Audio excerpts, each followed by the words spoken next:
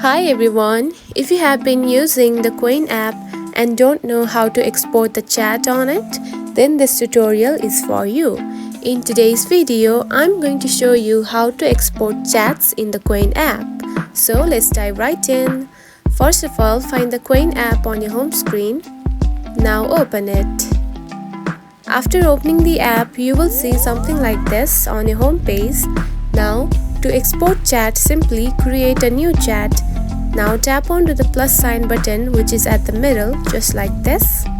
Now create a new chat, just like this. And here you can see the app has generated the command that you have just sent. Now to export it, simply tap onto the share button at the bottom, just right here. Now tap on it. Then scroll down and here you can find the Save to Files option. Now tap on it.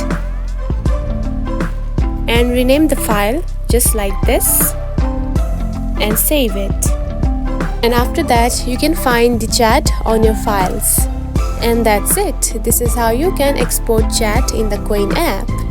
If you found this video helpful, don't forget to like and subscribe for more tips. Thanks for watching.